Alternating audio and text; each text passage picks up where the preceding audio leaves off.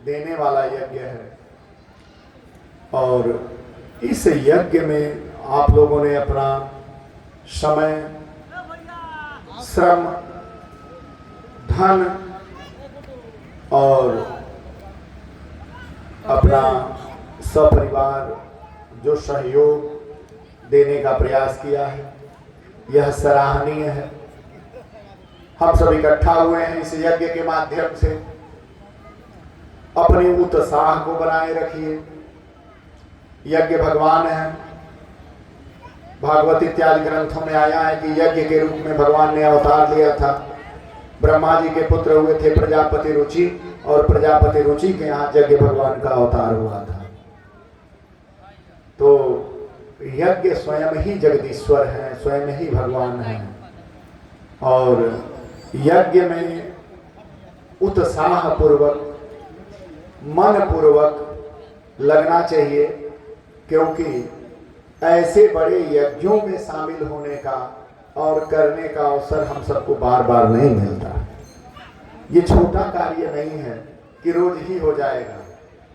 बहुत बड़ा कार्य है, कभी कभी हो पाता है और कभी कभी होता है, और हमें उसमें जाने का, रुकने का, सेवा करने का, कुछ करने का अवसर मिल जाए तो मनोयोग पूर्वक करना चाहिए, उत्साह पूर्वक करना चाहिए। हमें उत्साहहीन नहीं होना चाहिए। इस तरह जो है आपके यहाँ इस यज्ञ का एक भव्य आयोजन हुआ, भव्य कलश यात्राएं निकली। बड़ा ही बाल, वृद्ध और बच्चे बच्चियों ने, सबने बड़ा ही सहयोग किया, गए। बड़ा ही अच्छा रहा। सब कुछ संपन्न हुआ, कलश यात्रा संपन्न हुई, मंडप प्रवेश हुआ। और बड़े आयोजनों में कुछ त्रुटियां भी होती हैं। सारी अच्छी अच्छी चीजें नहीं होती हैं, कुछ त्रुटियां भी होती हैं। और त्रुटियां होती हैं तो थोड़ा बहुत कार्यक्रम इधर उधर हो जाता है। उससे हमें अपनी खिन्नता में नहीं जाना चाहिए। हमें अपने उत्साह को बनाए रखना चाहिए। और सबसे अच्छी बात है कि यह वन्य है, वन है, जंगल है, और जंगल के बीच में स्थान है और वहाँ यज्ञ हो रहा है, तो ये एक पवित्र तीर्थ बन जाता है। और जब ऐसे पवित्र तीर्थ में हम लोग बैठते हैं तो जो भी शुभ कर्म करते हैं वो हजारों गुना अधिक फल छोड़ता है। ऐसा शास्त्र कहते हैं, प्राचीन आचार्य कहते हैं, प्राचीन पंडित जन कहते हैं। और जब हमें यह अवसर मिले तो निश्चय ही हठ पूर्वक उसमें शुभ कर्म करने का भाग लेना चाहिए, शामिल होना चाहिए, करना चाहिए। ये किसी एक व्यक्ति का विषय नहीं है, न या कुछ लोगों का विषय है, क्योंकि यज्ञ से संपूर्ण क्षेत्र का विकास होता है, यज्ञ से संपूर्ण क्षेत्र का कल्याण होता है। परंतु यज्ञ में किसी प्रकार का अवरोध उत्पन्न नहीं करना चाहिए, क्योंकि कहा गया है यज्ञ मीमांसा में कि नहीं यज्ञ शमः मित्र, नहीं यज्ञ शमः रिपु। यज्ञ के समान न कोई मित्र होता है, न यज्ञ के समान कोई शत्रु होता है।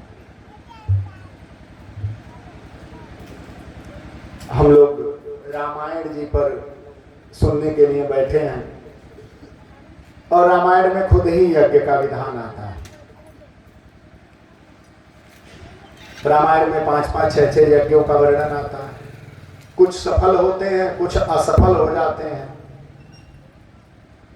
और जो रामायण के नायक हैं, मर्यादा पुरुषोत्तम प्रभु राघवेंद्र श्री सीताराम भगवान, उनका आविर्भाव इस धरा पर यज्ञ के माध्यम से ही हुआ। गुरु जी ने श्रृंगी ऋषि को बुलवा के यज्ञ करवाया, और जब यज्ञ करवाया तो उसी यज्ञ के माध्यम से भगवान का आगमन इस पृथ्वी पर होता है। चारों भाइयों का आना उसी यज्ञ के माध्यम से होता है।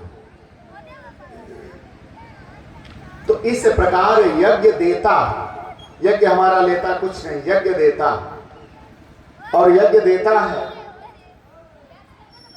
तो लेने का ढंग होना चाहिए। लेने के लिए हमें विनम्र बनना चाहिए, हमें झुकना चाहिए, श्रम करना चाहिए, क्योंकि जिसके अंदर सेवा की वृत्ति रहती है भगवान उसी पर जल्दी प्रसन्न हो जाते हैं। उन्होंने स्वयं ही कहा है कि राम सदा सेवक रुचि राखा। राम जी सबसे पहले सेवकों की ही रुचि रखते हैं। इस प्रकार हम लोग राम जी को सुनने के लिए उपस्थित हुए हैं। प्रभु श्री राम का वैभव अद्भुत है, राजराजेश्वर हैं, त्रिलोकी के अधिपति के साथ साथ वो अवधेश हैं, अयोध्या के अधिपति हैं, स्वामी हैं और संपूर्ण ब्रह्मांड के अखंड ब्रह्मांडों के राजा हैं, नायक हैं। और उसी तरह उनको सुनने वाले जो हमारे बालक, वृद्ध, युवा, सबका स्थान मिलता है रामायण जी में और सबको राम जी को सुनना चाहिए। जो वृद्ध जन हैं उन्हें भगवान को सुनने के लिए स्वयं को कभी सुमंत तो कभी निषाद राज तो कभी महाराज दशरथ, कभी भगवती सेवरी, कभी देवी अनुसुईया का मन में संकल्प करना चाहिए और वैसा ही भाव रख के भगवान की प्रतीक्षा करनी चाहिए। जो संत महात्मा महंत जन सुन रहे हैं उन्हें भी अपने अंदर कभी याज्ञवल्क तो कभी भरद्वाज तो कभी वाल्मीकि तो कभी अगस्त्य तो कभी सुतीक्षण का भाव रखना चाहिए, तभी भगवान समझ में आएंगे। और जो युवा वर्ग है उन्हें भी स्वयं में कभी लक्ष्मण तो कभी भरत तो कभी शत्रुघ्न तो कभी हनुमान, कभी अंगद, कभी नल, कभी नील, तो ऐसी भावना रखनी चाहिए भगवान को सुनने के लिए। और फिर भारतवर्ष की पवित्र जो नारियों का दौर हो रहा है, माता जानकी, भगवती सावित्री, भगवती अनुसुईया जैसी पवित्र भावनात्मक जो माताएं बैठी हैं भगवान को सुनने के लिए, भगवान के कथाओं को सुनने के लिए, उन्हें भी अपने अंदर भगवान को निमित्त बना के एक भावना रखनी चाहिए। इस तरह जब आप भगवान को सुनने के लिए जुड़ते हैं भगवान से, तभी हमारा मार्ग प्रशस्त होता है जीवन का और तभी जीवन में सुधार होता है। प्रवचन का अर्थ यही है, क्योंकि भजन वह माध्यम है जो परमात्मा से जीव को जोड़ने का प्रयास करता है और ईश्वर जो है वो कानों के माध्यम से हृदय में उतरता है, क्योंकि मस्तिष्क से ईश्वर का कोई लेना देना नहीं है। जब आप लोग ध्यान देंगे तो पाएंगे कि ईश्वर हृदय में निवास करता है और हृदय तो नीचे होता है, यहाँ होता है, और मस्तिष्क यहाँ होता है। मस्तिष्क के नीचे हमारे नेत्र होते हैं और नेत्रों के समानांतर हमारे कर्ण, कान होते हैं और कानों के माध्यम से हम शब्दों को अपने हृदय में ले जाते हैं और कानों के माध्यम से जब शब्दों को हृदय में ले जाते हैं वही शब्द हमारे हृदय में भगवान की प्रति स्थापना करते हैं। इसलिए कान महत्वपूर्ण है। भगवान को कानों से ही सुना जा सकता है, वहीं से ग्रहण किया जा सकता है। भगवान नेत्र और मस्तिष्क का विषय नहीं,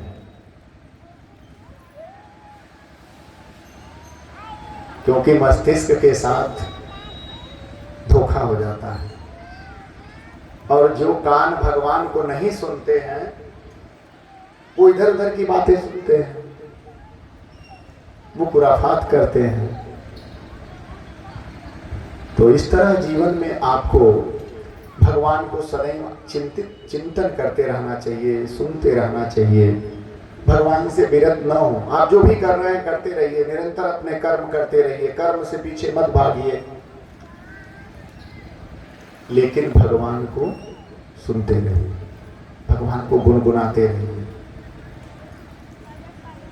इस प्रकार जो है रामायण जी में हम लोग प्रवेश करेंगे भगवान को सुनने के लिए। तो सबसे पहले जो है भगवान से प्रार्थना करते हुए चलते हैं।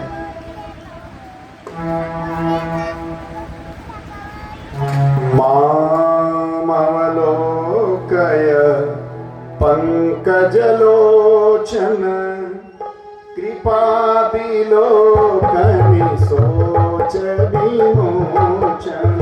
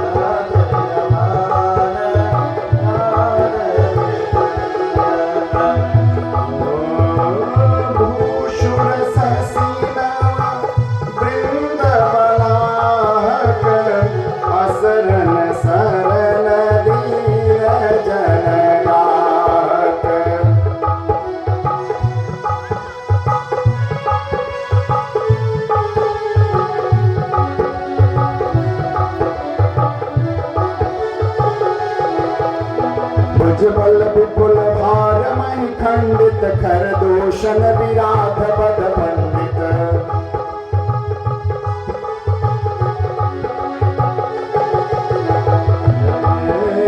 राम नार शुक रूप भूप बर जय दशरथ कुल कुमुद सुधाकर।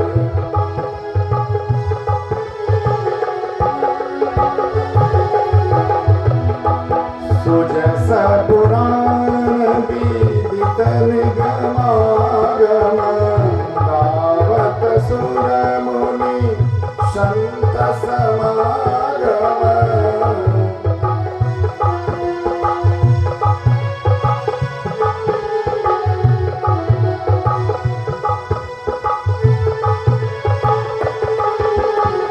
कारुणिक जलिक मद खंदन सब विधि कौशल कौशला वंदन।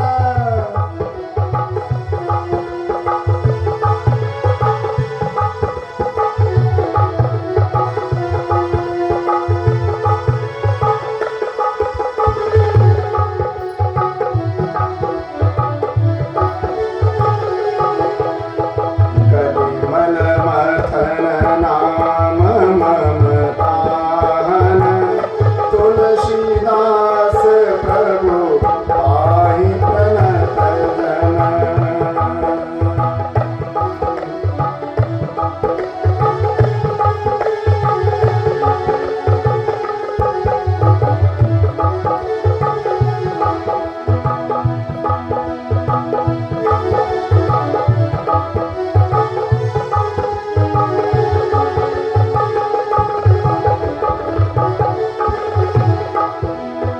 बोले श्री सीताराम भगवान की, श्री उमापति महादेव की।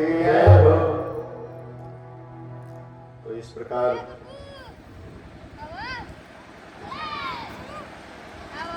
गोस्वामी दास जी ने 15वीं शताब्दी में समस्त मानव जाति पर बहुत बड़ा उपकार किया।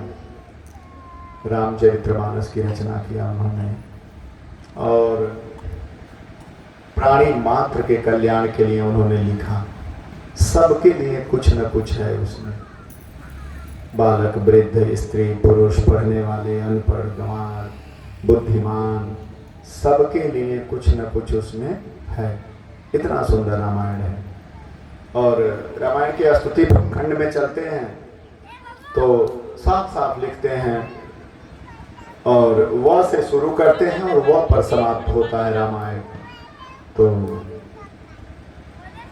कहा गया है कि वर्णानामर्थ संघानां रसानां छन्दसामपि मंगलानां च कर्तारो वन्दे वाणी विनायको। गोस्वामी दास जी लिखते हैं कि सबसे पहले हम अक्षरों के समूह, वर्णों के समूह और समस्त प्राणियों का मंगल करने वाले भगवान गणेश और माता सरस्वती, इन सबकी वंदना करते हैं। वंदे बोधमयं नित्यं गुरुं शंकर रूपिणं यमाश्रितो हि वक्रोऽपि चंद्रः सर्वत्र वंदते। कहते हैं सबसे पहले मैं गुरुजनों की वंदना करता हूँ। और देखो, गुरुओं में सर्वश्रेष्ठ भगवान शिव को कहा जाता है। और भगवान शिव ऐसे विभूतिमान गुरु हैं।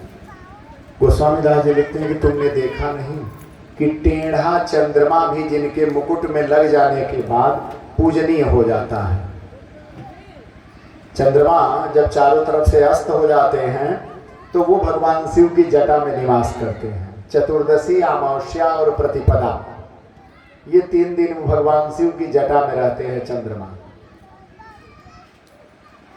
और वह चंद्रमा जिसे कोई नहीं देखता, कोई नहीं पूछता, वह चंद्रमा भगवान शिव की जटा में रहने के कारण, आश्रय पाने के कारण, यमाश्रितो हि वक्रोऽपि चंद्रः सर्वत्र वंदते, वह जिस भगवान शिव की शरणागति में आश्रय लेने के कारण वह टेढ़ा चंद्रमा भी पूजनीय हो जाता है। इसलिए जीवन में गुरु की आवश्यकता होती है व्यक्ति को।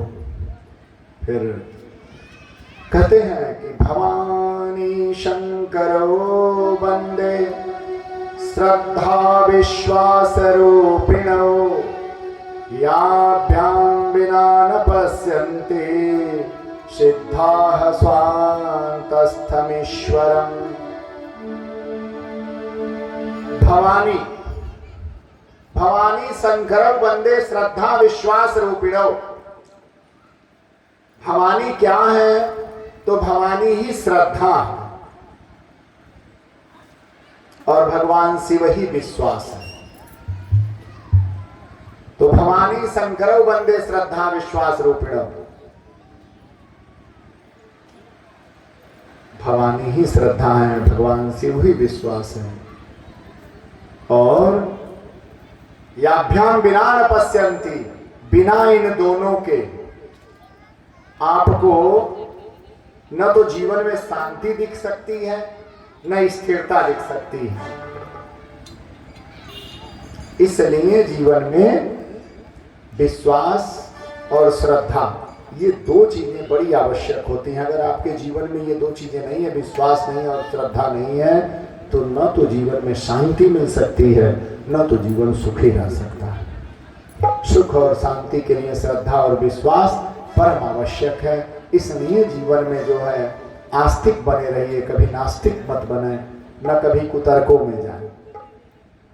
भगवान पर विश्वास रख के और जो भी कर्म करते हैं करते रहिए, वो फलदायी होगा। सीताराम गुण ग्राम पुण्यारण्य विहारिणो वंदे विशुद्ध विज्ञानो कवीश्वर कपीश्वरो। स्वामीदास जी कहते हैं कि सबसे पहले हम भगवान वाल्मीकि की वंदना करता हूं, बार बार उनके चरणों में, जिन्होंने इस महाकाव्य, रामायण रूपी महाकाव्य को इस धरती पर उतारा। और दूसरे जो वंदनीय हैं वो श्री हनुमान जी हैं, जिन्होंने गा गा कर जन जन तक पहुंचाने का प्रयास किया। कविश्वर कपीश्वर, कपीश्वर अर्थात हनुमान जी, कविश्वर अर्थात वाल्मीकि। और किसका गुणगान? तो सीता राम गुणग्रामा पुण्यारण्य विहारिण, वह जंगल जो बहुत ही घना हो, लताओं के आच्छादन के कारण अंधेरा हो गया हो, कुछ दिख ही न रहा हो, ऐसे दलदल और अंधकार धूल भरे वन में भगवान सीताराम विहार करने के लिए आ जाए तो वही वन प्रदेश पुण्य हो जाता है, पुण्य प्रदेश हो जाता है। भगवान जब दंडकारण्य में गए वनवास के काल में, तो जो दंडकारण्य अगस्त ऋषि के श्राप के कारण नरक के समान दुखदाई हो गया था, प्रभु श्री राम के घूम जाने के कारण वही दंडकारण्य वन पवित्र तीर्थ हो गया। दंडकारण्य भू पुण्य का तारक, दंडकारण्य के भूमि को पवित्र कर दिया भगवान ने। तो वह भगवान श्री सीताराम जी के बिहारमय रूपी वन में उनके लीलात्मक विग्रह को जिसने प्रकट किया वह निश्चित ही वंदनीय है। तो ऐसे गोस्वामी तुलसीदास जी महाराज भगवान वाल्मीकि और श्री हनुमान जी महाराज के चरणों में वंदना करते हुए आगे बढ़ते हैं। कहते हैं, उद्भव स्थिति संहारकारिणी क्लेशहारिणी सर्वश्रेयस्करीं सीतां नतोऽहं राम वल्लभा। कहते हैं कि मैं सबसे पहले जनक नंदिनी भगवती सीता जी की वंदना करता हूं। सीता कौन है? सीता क्या है? गोस्वामीदास जी पहले ही वंदना प्रकरण में कहते हैं कि उद्भव, इस संसार को उत्पन्न करने वाली, स्थित, इसको स्थापित करने वाली, संहार कारिणी और प्रलय में इसका विनाश कर देने वाली, ये कौन है? क्लेशहारिणी, सारे दुखों को दूर करने वाली, सारे पीड़ा को, शोक को नष्ट करने वाली कौन है? तो सीता। नतोऽहं राम वल्लभा, उसे भगवान श्री राम की सिर्फ पत्नी समझने की भूल मत करिए, क्योंकि सीता वह है जिनसे यह सारी सृष्टि संचालित होती है, क्योंकि उन्हीं की माया के बस में यन माया वसवर्ति विश्वमखिलम ब्रह्मादि देवासुरा यत सत्वादमृखैव भाति सकलम रज्जौ यथा है भ्रमः। जिन भगवती सीता के माया के वशवर्त होने के कारण समस्त विश्व, अखिल विश्व, ब्रह्मादि देवता गण, सारे इंद्रादि देव गण और निरंतर जिसके सारे एक मनके में गुथे हुए मालाओं की लड़ियों के भांति सब जिसमें समायोजित है, और वह तंतु जो है वह कौन है? तो वो भगवती सीता है। तो इस प्रकार सीता कौन है? तो जिनकी वंदना भगवान शेषनाग भी करते हैं, जिनके चरणों में यह पूरा संसार सागर समाहित है। यत पाद प्लवमेकमेव हि भावं बोधे स्थिरशावतां वंदे हम तमशेष कारण परम रामाख्यमीशं हरिम। तो भगवान और भगवती आपस में वैसे ही जुड़े हुए हैं जिस प्रकार जो है भ्रममय अदृश्य जगत दिखता है और प्राणी इस संसार को भ्रम में यह मान के जीता है कि यह संसार हमारा है, यह पृथ्वी हमारी है, यह घर हमारा है, यह संबंध हमारा है। हम इस भ्रम में जीते रहते हैं और जैसे ही शरीर अलग होता है, प्राण और शरीर अलग हो जाते हैं, तो इस शरीर का सारा संबंध उस आत्मा से ही था। आत्मा के निकलते ही शरीर का भ्रम नष्ट हो जाता है। शरीर का भ्रम ऐसा नष्ट होता है कि घर परिवार सगे संबंधी 24 घंटा भी नहीं लगाते, उठा के लेके चले जाते हैं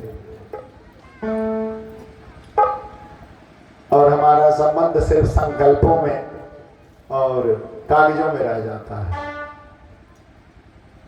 तो यह शरीर पंच भौतिक है, 5 तत्वों से मिलके बना है और पंच तत्वों में ही से विलीन हो जाना होता है, विखंडित हो जाना होता है, उसी में मिल जाना होता है। हमारा संबंध आत्मा से है और आत्मा का स्वामी परमात्मा है, प्रभु श्री राम है।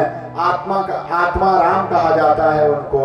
और जिस आत्मा कारक परमात्मा तत्व में हमारी आत्मा आश्रय पाती है, तो जीव को उस परमात्मा के तरफ भी चलना चाहिए,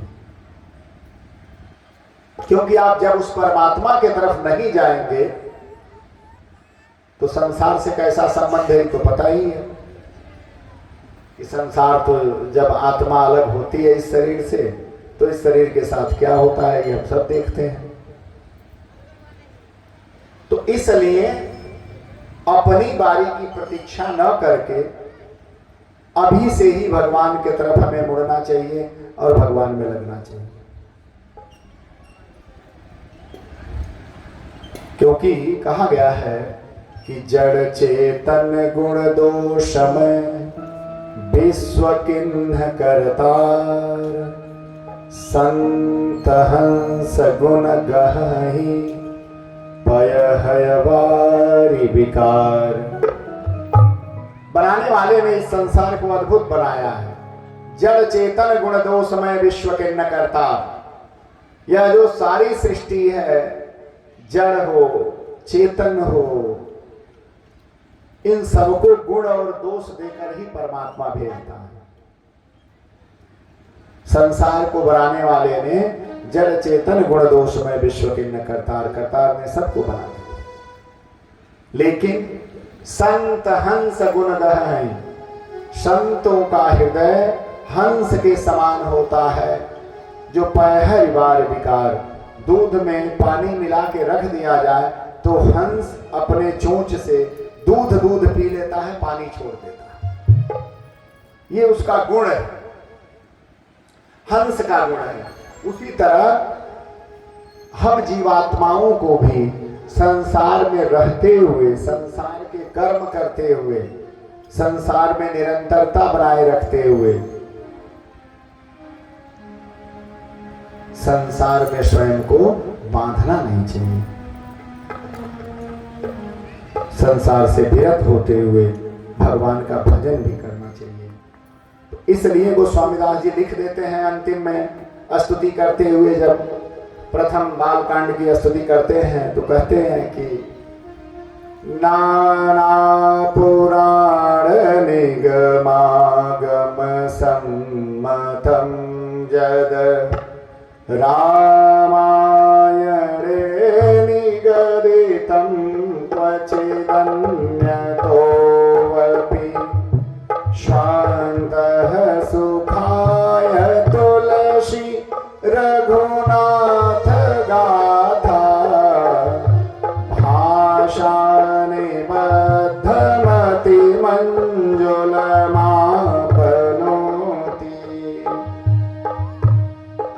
कहते हैं कि सारे पुराणों का, नाना पुराण निगमागम, सारे पुराण, सारे वेद, श्रुतियां, सबकी सम्मति यदि कहीं एक जगह देखनी हो तो रामायणे निकदिदं क्वचिदन्यतो अपि, हमें रामायण जी का आश्रय लेना चाहिए, उनकी निकटता का आश्रय लेना चाहिए, क्योंकि उन्हीं की निकटता में हमें भगवत दर्शन प्राप्त होते हैं। स्वांतः सुखाय तुलसी रघुनाथ गाथा, गोस्वामी दास जी घोषणा करते हैं कि मैं तुलसी अपने अंतःकरण के सुख की प्राप्ति के लिए श्री रघुनाथ जी की गाथा लिख रहा हूं। भाषा निबद्ध मति मंजुल मापनोती, और अत्यंत मनोहर भाषाचार से विस्तृत कर रहा हूं, ऐसा गोस्वामी दास जी लिखते हैं। और जहां ये चीजें आती हैं वही चीजें जो है जीवन में पवित्र कही जाती हैं। जैसे प्रयागराज, आप मौनी अमावस्या का नाम सुने होंगे, कुंभ लगता है, मौनी अमावस्या आता है प्रयागराज में, हर वर्ष मौनी अमावस्या लगता है, लोग बाग जाते हैं। अब प्रयागराज जी किसी के लिए निमंत्रण कार्ड नहीं भेजते हैं कि भैया तुम आना, किसी के यहां हल्दी की गांठ नहीं भेजते हैं प्रयागराज जी, न कार्ड छपवा के भेजते हैं। हमें पता है पंचांग में एक तिथि मुहूर्त हम देख लेते हैं कि हाँ इस मुहूर्त को मौनी अमावस्या है, इस तिथि को कुंभ का महापर्व है, और इतनी भीड़ होती है कि भीड़ संभलती नहीं है। पूरे देश का प्रशासन लगा रहता है तो भी भीड़ नहीं संभलती। ये प्रभाव है प्रयागराज जी का।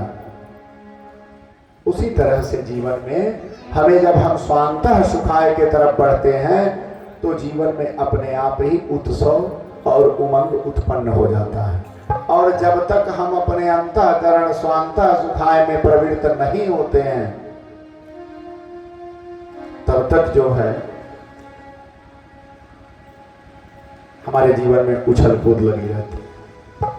क्योंकि आप जिस समाज में रहते हैं वहां ऐसे ऐसे लोग आपको मिलेंगे जो दूसरे के निजी जीवन में बार बार टांग अड़ाएंगे, उसके निजी जीवन की बातों को इधर उधर करते रहेंगे, बार बार उसकी जो है प्रताड़ना, झूठा कलंक, झूठी प्रपंचनाएं, झूठी बातों को फैलाने का प्रयास करते रहेंगे आपके नजदीक, आपके बड़े अच्छे मित्र बने रहेंगे, आपके सुख चिंतक बने रहेंगे, लेकिन आपके साथ घात करते रहेंगे, आपका नुकसान करते रहेंगे, आपके प्रति द्वेष रखेंगे, आपको पता ही नहीं लगेगा।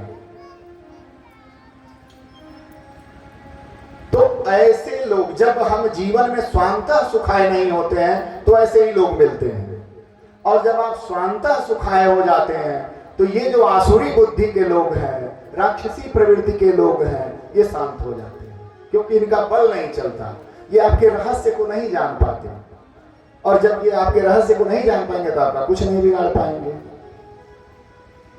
अच्छा, असुर कोई नई बात है नहीं, असुरों का वर्णन रामायण जी में आता है, ये बड़े प्राचीन हैं, आते रहते हैं, चलते रहते हैं, मिलते रहते हैं, परंतु ये किसी का नुकसान नहीं कर पाते, क्योंकि असुरों की एक सीमा है, अंततोगत्वा भगवान के द्वारा उनका वध होता है।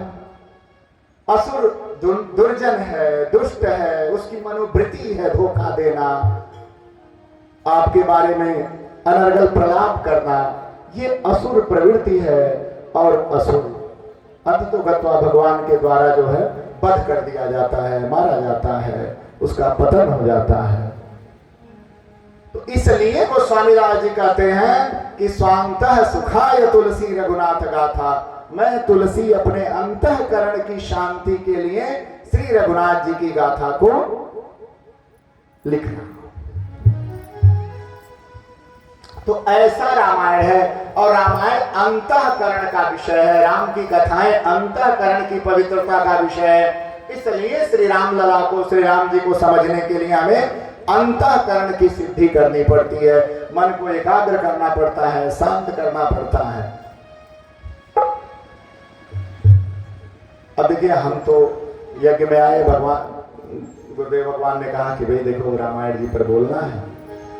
अब हमारी समस्या ये है कि मैं भोजपुरी बोल नहीं पाता हूँ, बहुत देरी तक मुझे बोला ही नहीं जाता, मेरी समस्या ये है। और बहुत ज्यादा मनोरंजन प्रधान कथा भी नहीं कर पाता हूँ, क्योंकि आध्यात्म के हम लोग वेदांत के छात्र रहे हैं, और वेदांत जो है जीव के कल्याण की कल्पना सुनाता है, ईश्वर को सीधे सुनाने का प्रयास करता है, अनावश्यक मेल नहीं कर पाता। तो ये सब आनंदोपभोग नहीं हो पाता है। तो इसलिए हम भगवान की तरफ ही आप लोगों को लेके चलने का प्रयास करेंगे और भगवान की तरफ चलते हैं। बोलिए श्री सीताराम भगवान की जय, श्री जगत जननी जगदम्बा की जय। तो सबसे पहले गोस्वामी दास जी के शब्दों से कुछ वंदना कर लेते हैं। जो सुमिरत सिद्ध हो गणनायक करिबर बदन,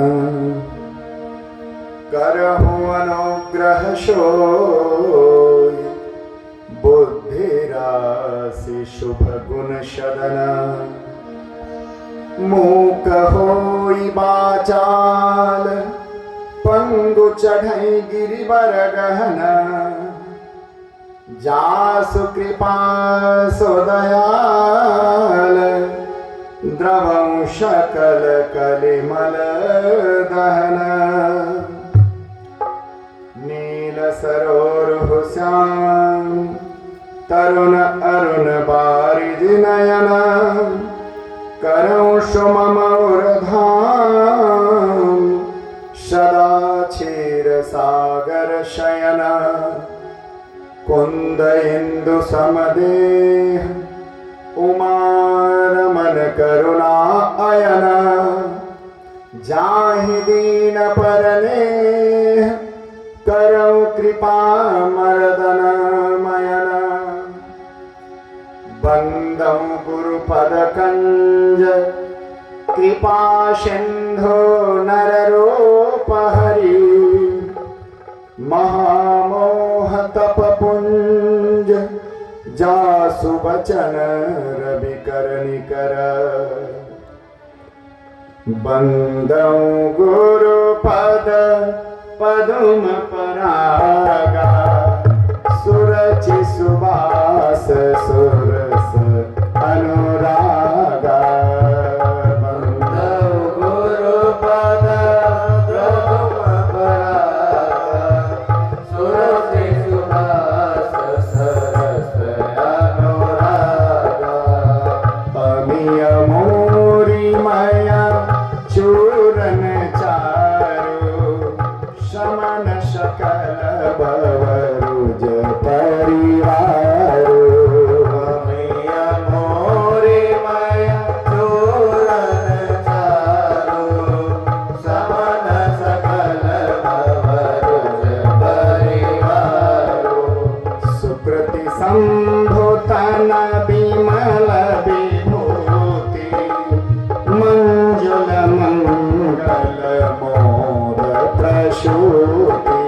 सुकृति संभूतन विमल विभूति, मंजुल मंगल मोद प्रसूति।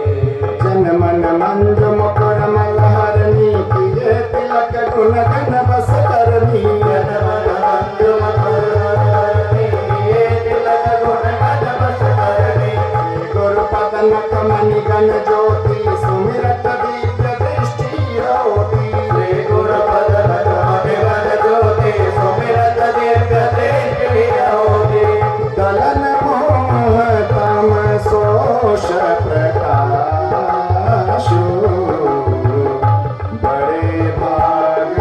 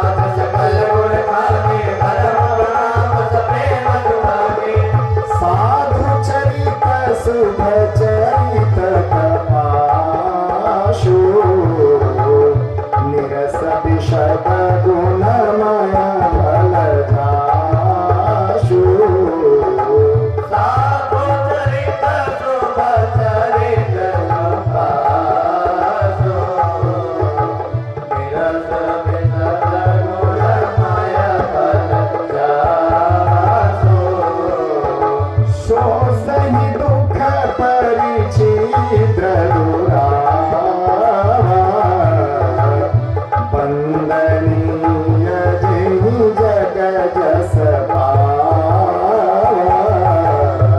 जो सैनो का परिचित दुरावा, वंदनीय जिहु जग जस पावा। जड़ चेतन जग जीव जत सकल राम मैं जान। जड़ चेतन जग जीव सकल राम मैं जान। बंदाओं सबके पद कमल सदा जोड़ी जुग पान। बंदाओं सबके पद कमल सदा जोड़ी जुग पान।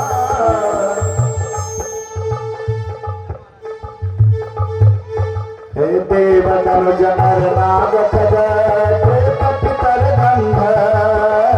देव तनु जनर नाग खद देव पितर गंधर। बंदों किन्नर रज विचत कृपा करहु सब सर। बंदों रज कृपा करहु सब सर। बोलिए श्री सीताराम भगवान की जय हो। स्वामी दास जी ने बहुत सुंदर वंदना की है। देखिए जो है यज्ञ भगवान में एकलव्य निषाद ये बालक आए थे और यज्ञ भगवान में जो है अपना समर्पण करके गए हैं। महाराजगंज से आए थे, तो यज्ञ भगवान इनका मंगल करें। तो इस प्रकार हम जब रामचरित्र में प्रवेश करते हैं तो रामायण की कल्पनाएं आदिकाल से हैं। रामायण शतकोटि अपारा। रामायण जो है 100 करोड़ से भी अधिक बार लिखा और पढ़ा जा चुका है। तो बहुत ही प्राचीन प्रतियों में भी रामायण का वर्णन मिलता है। आधुनिक परिप्रेक्ष्य में भी रामायण सार्थक है। तो रामायण सार्वभौमिक, सर्वकालिक, सर्वग्राही है और राम कथा निरंतर गाई जाती रही है। और जब हम रामायण में प्रवेश करते हैं तो इसके बहुत सारे कारण मिलते हैं, जिसमें से प्रधान कारण भगवान शिव है। भगवान शिव ने अपने मन में इस रचना को रच के रखा था। उचित समय आने पर उन्होंने इसको भगवती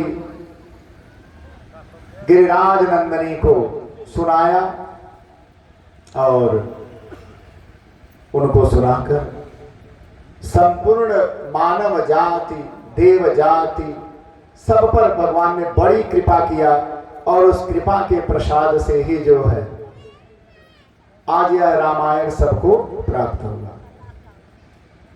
तो रामायण में भगवान शिव का वर्णन आता है। रामायण में याज्ञवल्क्य मुनि का वर्णन आता है, जिनके यहाँ भगवान शिव स्वयं ही राम जी को सुनने के लिए जाते हैं। तो बड़ा ही विलक्षण घटना प्राप्त होती है रामायण में। तो इस प्रकार एक बार की बात है कि त्रेता युग है।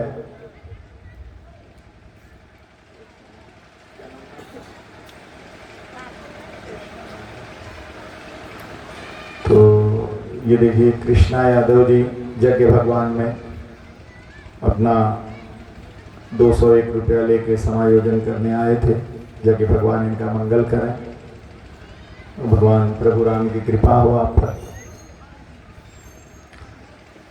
तो इस प्रकार प्रयागराज में हर वर्ष जो है बड़ा सुंदर मेला लगता है मौनी अमावस्या का,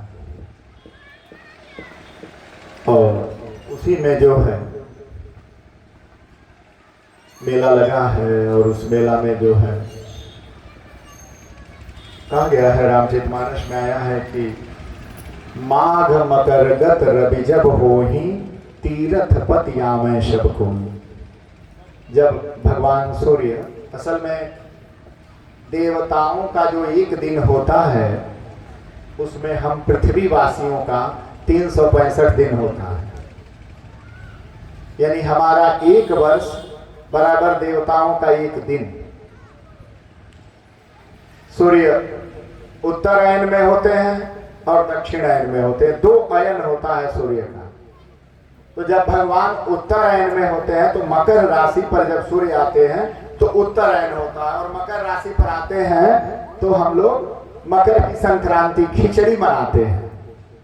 तो जिस दिन खिचड़ी पड़ती है उसी दिन भगवान सूर्य उत्तरायण में हो जाते हैं, अर्थात उस दिन देवताओं के दरवाजे खुल जाते हैं, स्वर्ग खुलता है। और जब भगवान सूर्य कर्क राशि में प्रवेश करते हैं तो दक्षिणायन हो जाता है, अर्थात स्वर्ग के दरवाजे बंद होते हैं, देवता सो जाते हैं।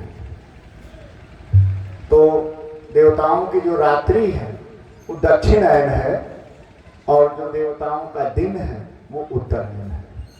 तो हमारे 6 महीने उत्तर और 6 महीने दक्षिण, और हमारा 24 घंटा में ही रात दिन हो जाता है। तो जब भगवान सूर्य मकर राशि में जाते हैं तो प्रयागराज में मौनी अमावस्या का मेला लगता है और स्नान का महापर्व होता है 1 महीने का।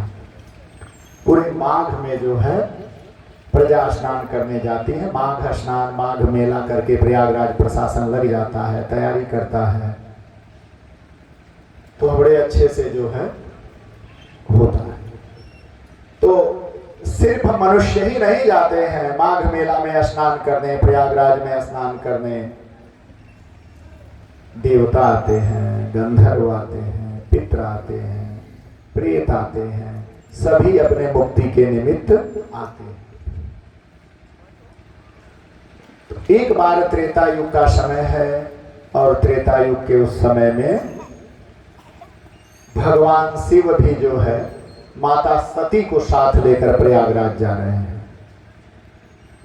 तो रामायण जी में आया है कि एक बार त्रेता युग माही शंभु गए कुंभज ऋषि पाही। एक बार त्रेता युग माही शंभु गए कुंभज ऋषि पाही। तो जो है एक बार त्रेता युग में भगवान शिव प्रयागराज की यात्रा करते हैं और वहीं अगस्त्य जी का आश्रम है वो भी आए हुए हैं और महर्षि याज्ञवल्क्य हैं।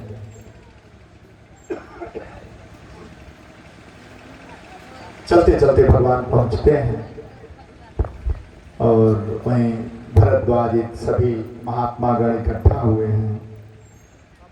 भगवान शिव पहुंचते हैं, ऋषि ने देखा कि अरे भगवान शिव आए हुए हैं और तुरंत उतर गए, आसन छोड़ दिए, भगवान शिव के चरणों में लौटते हैं, दंडवत प्रणाम करते हैं। भगवती जगत जननी जगदम्बा साथ है, संग सती जग जननी भवानी पूजे ऋषि अखिलेश्वर जाने।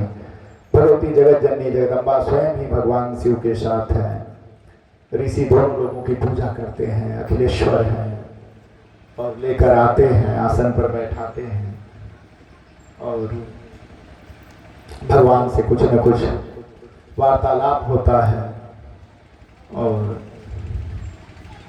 सुनने का प्रयास करते हैं। कहते हैं कि हे कुंभज, मुझे बड़ी इच्छा है कि मैं भगवान को तुम्हारे मुख से सुनूं, इसलिए मुझे कथा सुनाओ। कहते हैं प्रभु आप तो अखिलेश्वर हैं, त्रिलोकी के नाथ हैं, आपने ही अपने हृदय में इसे रखा था और प्रकट किया था। उन्होंने कहा नहीं, मुझे अच्छा लगता है सुनना, मुझे सुना। और सुनते सुनाते हैं भगवान की निर्मलमयी वाणी और सुनते सुनाते उसके बाद जो है कथा पूरी होती है। पूरी करके प्रयाग स्नान करके भगवान देवी सती को साथ लेते हैं और चल देते हैं। मार्ग में चल रहे हैं तो जंगल मिलता है, और जब जंगल मिलता है तो उस समय भगवान शिव जो है अचानक से देखते हैं उस त्रेता में, उस काल में, तो उनको प्रभु श्री राम दिखाई देते हैं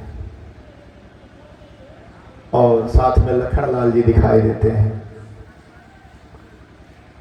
जब वो दिखाई देते हैं तो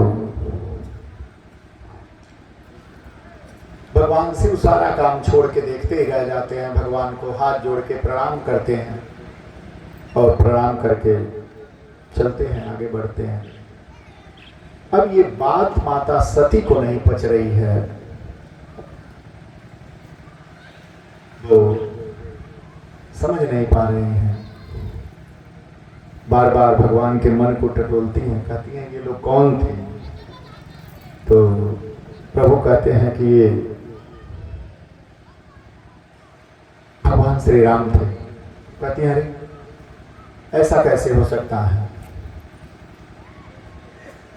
क्या ये वही हैं जिनका निरंतर आप जप करते रहते हैं, निरंतर पूछते रहते हैं? तो भगवान ने कहा हाँ चलो, यही हमारे प्रभु हैं। जय सच्चिदानंद जग पावन, अस कहीं चले मनोज न सावन। भगवान का जयकार करके भगवान शिव चलते हैं और बार बार देवी सती बेचैन होकर देखती हैं। चले जात शिव सती समेता, पुनि पुनि पुलकत कृपा निकेता। बार बार जो है देखती रहती हैं और जब भगवान शिव की दशा देखती हैं कि जिनको देखी तो मनुष्य थे, भगवान राम मानवीय अवतार है भगवान का, और कहती है कि ये तो मनुष्य अवतार है, मनुष्याकृति भगवान है, और इस मनुष्याकृति भगवान में जो है ये कहाँ फंस गए हम? ये हमारे प्रभु कहाँ उलझ रहे हैं? ये तो स्वयं ही ईश्वर है। सुर नर मुनि सब नावत सीसा। जिस जगदीश के आगे सारे देवता, सारे असुर, सारे मनुष्य सिर नवाते रहते हैं, वह भगवान इन मनुष्य रूपी मनुष्यों को सिर नवा रहे हैं। ये तो बड़ा आश्चर्य है। चलते चलते भगवान शिव को पता लग जाता है कि सती के मन में संदेह उत्पन्न हो गया है, और सती के मन में संदेह उत्पन्न हुआ है यह जानकर भगवान कुछ दूर ही बढ़े थे। बड़ा भारी बरगद का पेड़ है और उस बरगद के पेड़ के नीचे भगवान थोड़ी देर विश्राम के लिए बैठते हैं, और जब बैठते हैं तो वहां माता सती कहती हैं कि एक बात कहूं आपको। भगवान ने कहा कहो, क्या बात है बताओ। कहती हैं प्रभु, जब हम लोग आ रहे थे तो जिनको आपने प्रणाम किया उनको हमने प्रणाम नहीं किया, मेरा प्रणाम रह गया था। तो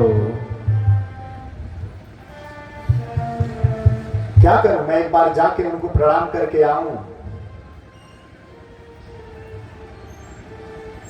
भगवान ने कहा तुम्हारी इच्छा, जाओ।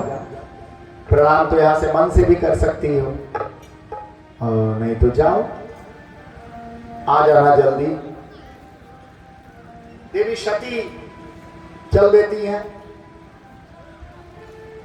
और आश्चर्य इस बात का है कि सती भगवान की परीक्षा लेने के लिए जाती है,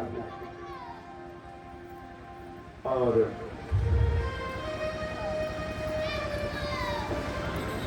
जब परीक्षा लेने जाती हैं, कहा गया है, तुलसीदास जी ने लिखा है कि होई है ही वही जो राम रचि राखा, को करे तरक बढ़ा वही शाखा। तो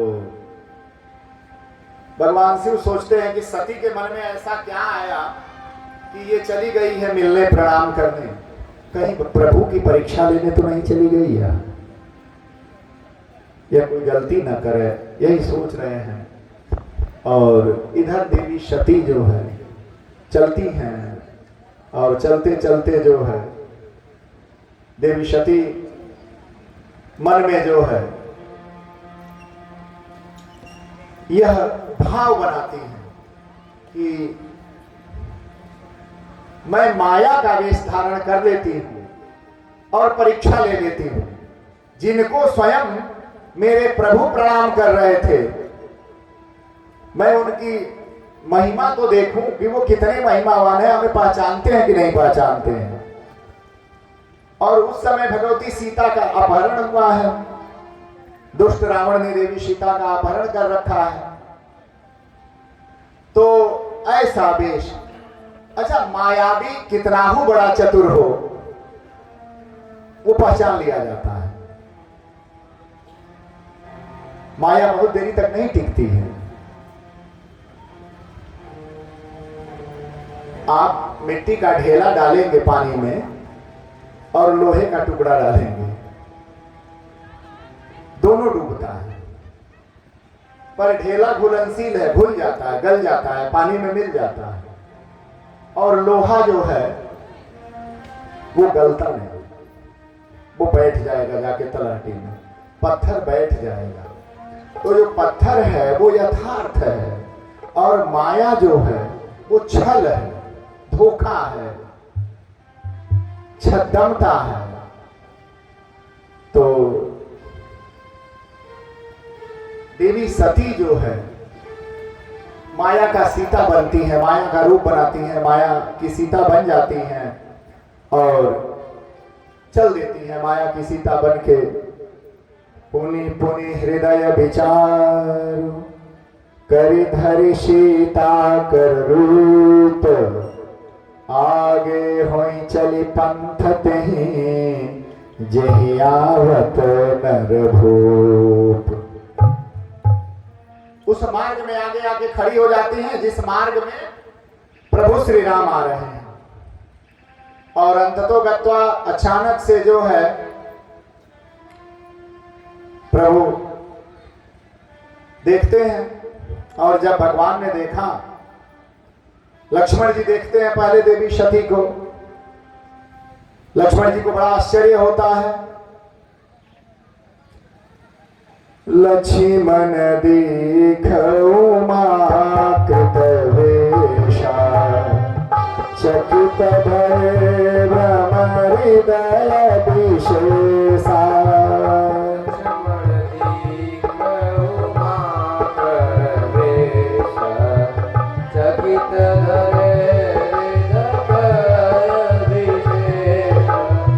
नयन सकत कछुअति गंभीरा, प्रभु प्रभाव जानत मति धीरा।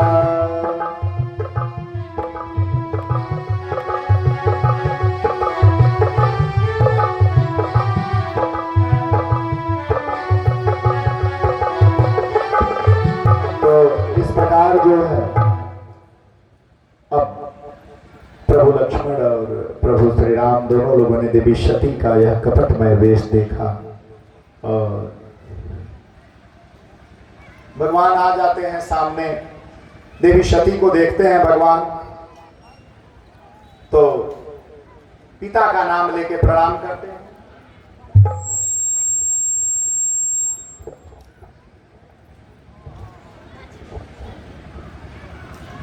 तो पिता का नाम लेके जो है प्रणाम करते हैं, कहते हैं कि हे माता। जबकि देवी सती सीता का रूप बनाई हुई है, फिर भी भगवान प्रणाम करते हैं, कहते हैं हे माता, मैं अयोध्या नरेश महाराज दशरथ का पुत्र राम आपको प्रणाम करता हूं। और बड़ा आश्चर्य है कि आप और भगवान शिव ये दोनों लोग कभी अलग नहीं होते हैं, हमेशा इकट्ठे रहते हैं, ये कभी अलग नहीं होते। आज बड़ा आश्चर्य है, इस घने जंगल में आप अकेले घूम रहे हैं। कहाँ है वो जिनके ध्वज पर बैल का चिन्ह है, नंदी जिनके ध्वज पर विराजमान रहते हैं, वो प्रभु कहाँ है? कहूं बहोरी कहाँ वृक्ष के तो विपिन न अकेली फिर हूँ के ही है तू।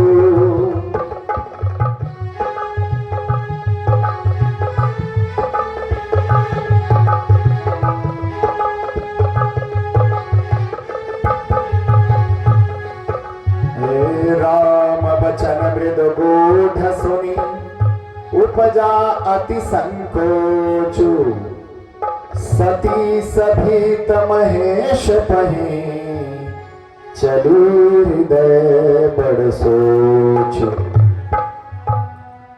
प्रभु के वचन सुन के देवी सती के हृदय में बड़ा संदेह हुआ। उन्होंने कहा कि मैं तो माया की सीता बनी थी, पर इन्होंने कैसे जाना कि मैं सती हूं?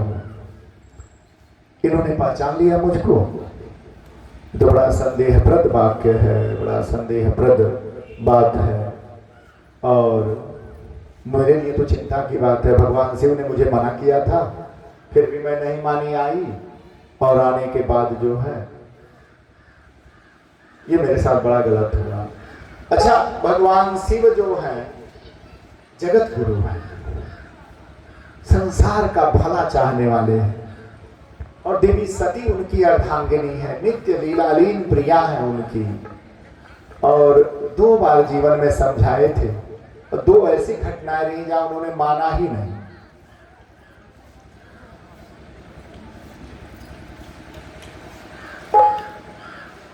पहली घटना आप सुन रहे हैं और दूसरी घटना सुनेंगे।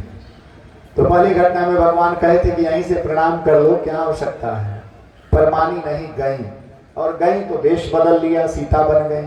भगवान ने पहचान लिया, और अब मन में सोच रही हैं कि देखो,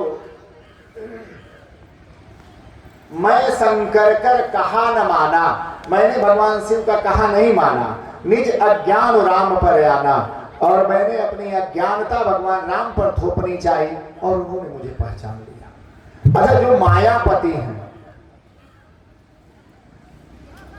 जो स्वयं ही मायापति हैं, उनसे भला माया कहां चलता है?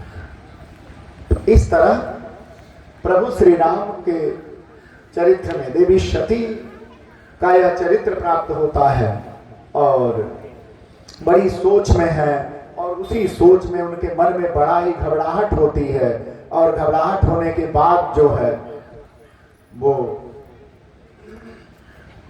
जाती हैं धीरे धीरे भारी मन से।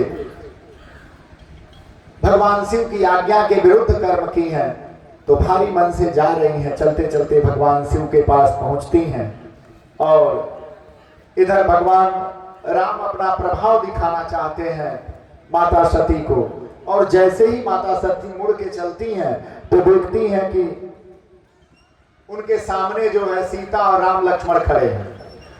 पीछे मुड़ती हैं तो पीछे भी सीता और राम लक्ष्मण खड़े हैं। जिधर मुड़ती हैं उधर उन्हें सीता राम लक्ष्मण, सीता राम लक्ष्मण, सीता राम लक्ष्मण दिखने लग जाते हैं। देवी सती डर गई, बड़ा भयभीत हो गई, और जब थक हार के नेत्र बंद कर लेती हैं, और फिर जब दोबारा नेत्र खोलती हैं तो देखती हैं कि राम और लक्ष्मण हाथ जोड़े खड़े हैं। अंतोगत्वा देवी सती को लग जाता है कि हमने गलत कर दिया, और चल देती हैं।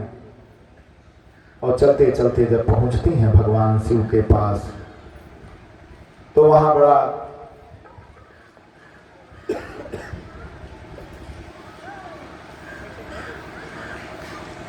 जब भगवान शिव के पास पहुंचती हैं तो भगवान शिव कहते हैं कि देवी, गई समीप महेश तब हंसी पूछी कुशलात, लिन्नि परीक्षा कवन विधि कहूँ सत्य सब बात। इधर जब भगवान शिव के पास पहुंचती हैं तो भगवान शिव पूछ लेते हैं कि कहो कहो किस तरह परीक्षा लिया तुमने,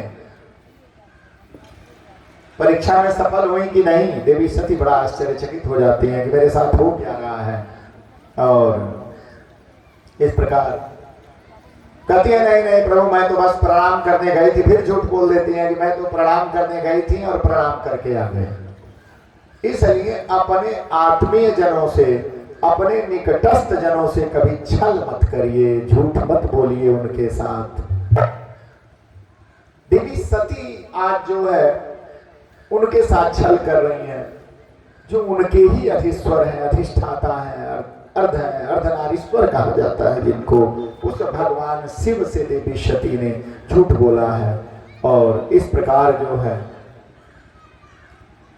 भगवान शिव को पता लग गया कि सती की मति भ्रमित हो गई है। और जब भगवान शिव मन में सोच विचार के देवी सती से कहते हैं चलो कैलाश चलते हैं, उठते हैं, चलते हैं। और उसी समय जो है भगवान शिव मन ही मन संकल्प करते हैं कि अब जो है शिव संकल्प किन्न मन माही, यही तन भेंट सती अब नाही। हे सती, तुमने तो देवी सीता का रूप बना लिया था, जो हमारे इष्ट प्रभु राम की अर्धांगिनी है, सर्वेश्वरी है, और उनका रूप तूने बना लिया। ये बड़ा गलत किया तुमने। और माता सती भगवान शिव के साथ रहती हैं। भगवान शिव के साथ रह के भी जब भ्रम हुआ तो उनका रूप नहीं बदला, और रूप नहीं बदला तो उन्होंने माया कर दिया। उसी तरह छली व्यक्ति को चाहे आप कितना हो तीर्थ घुमा दो, कितना हो विद्या दे दो, कितना हो अच्छा पांडित्य सिखा दो, पर अगर उसके हृदय में कपट है, छल है, माया है, तो वो आपके साथ छल करेगा, धोखा देगा आपको, क्योंकि वो उसका स्वभाव दुर्जन है, उसकी प्रवृत्ति नीच है। इसलिए जीवन में भूल के भी कभी ऐसे प्रवृत्ति के मनुष्यों की संगति मत करो, और अगर किए हो तो सुधार लेना, क्योंकि नहीं सुधारोगे तो वही धोखा मिलेगा जीवन में। तो इस प्रकार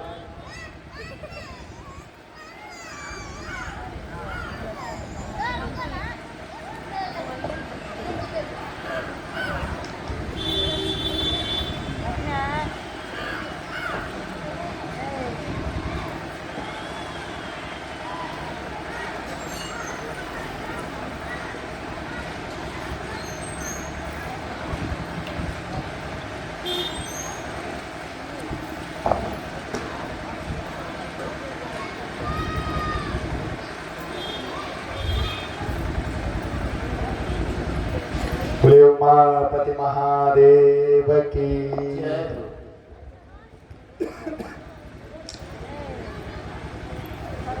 तो इस प्रकार जो है माता सती भगवान शिव के साथ है।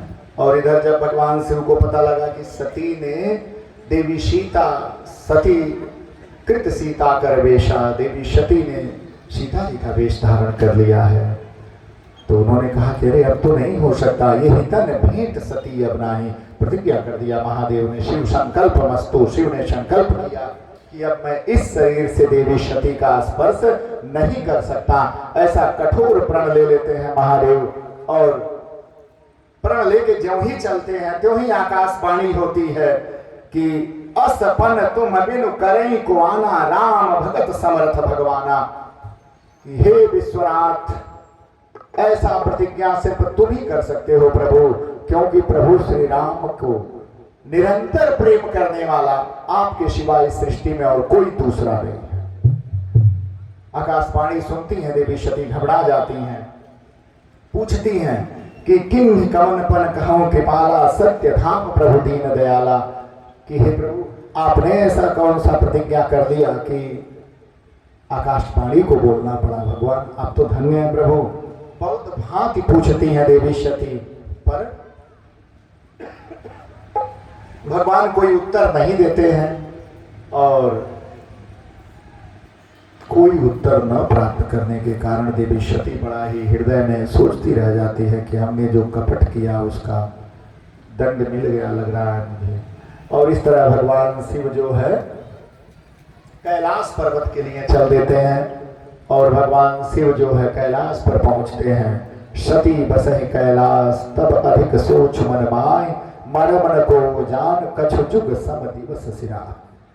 इस तरह समय बीतने लग गया और भगवान शिव जो है 87,000 वर्ष की समाधि में चले जाते हैं। और देवी सती इतनी समर्पित है भगवान के प्रति कि वह भी भगवान के सम्मुख आसन बिछाती हैं और बैठ के भगवान को निहारती रहती हैं उतने वर्षों तक कि कुछ कहें।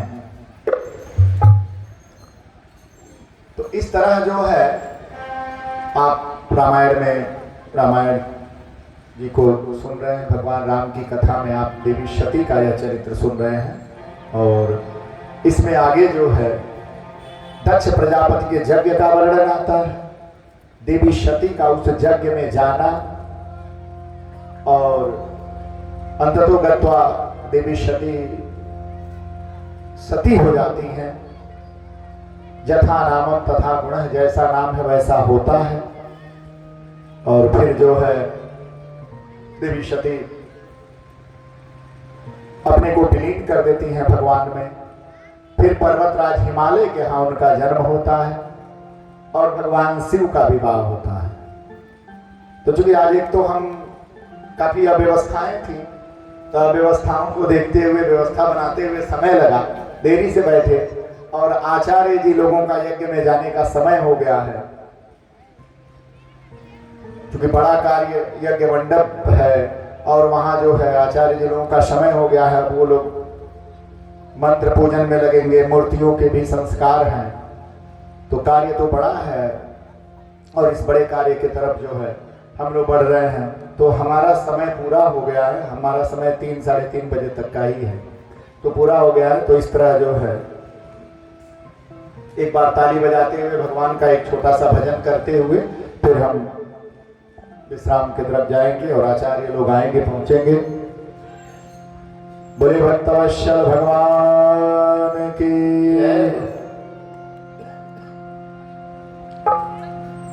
भगवान का स्मरण करते हुए आप लोग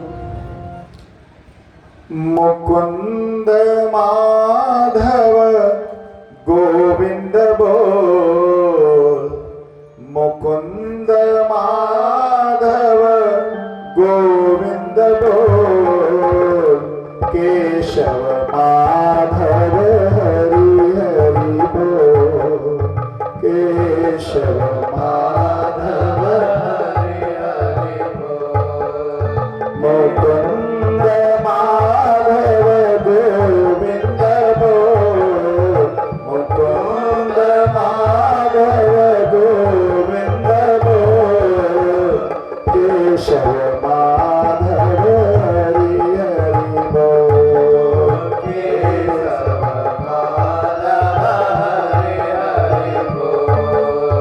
केशव माधव हरि हरि बोल, केशव माधव हरि हरि बोल।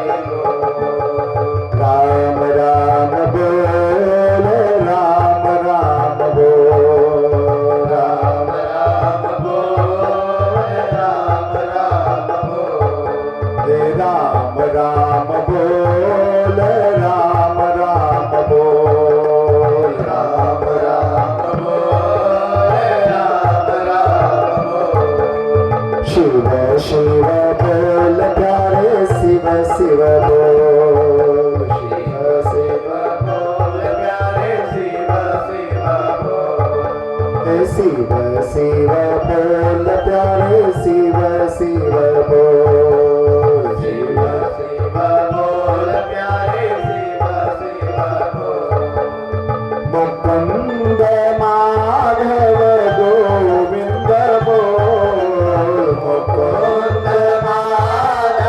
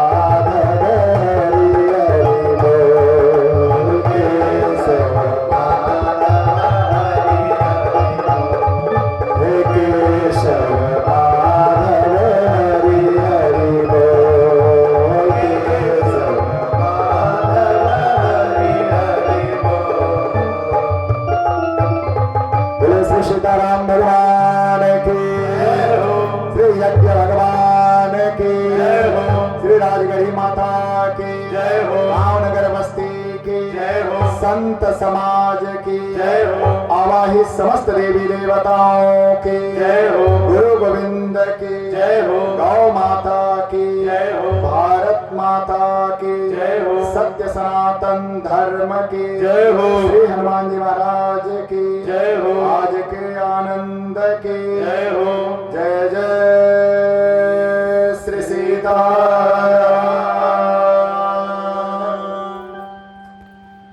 कल जो है शिव विवाह का प्रकरण रहेगा कथा में, तो आप लोग आइए और घर परिवार सहित आइए। और आइए तो माताएं एक तरफ बैठे और बंधु बांधव एक तरफ बैठे हैं। इस तरह एक आपस में लाइन बना लीजिए आप लोग, तो ठीक रहेगा, अच्छा रहेगा। तो इस तरह जो है, अब आप लोग यजमानगण सभी लोग यज्ञ मंडप की तरफ जाएं। थोड़ा सा आप लोग तैयार होइए, यज्ञ की तरफ बढ़िए, यज्ञ के कार्य में लगिए। कल समय से आएंगे, कल समय से हम भी बैठेंगे, कल से कोई त्रुटि नहीं होगी। और कल से भगवान शिव की नारद मोह इत्यादि की कथाएं रहेंगी। तो आप लोग समय से आइए, खूब भगवान में लगे रहिए 24 घंटा। जीवन में कभी कभी अवसर मिलता है।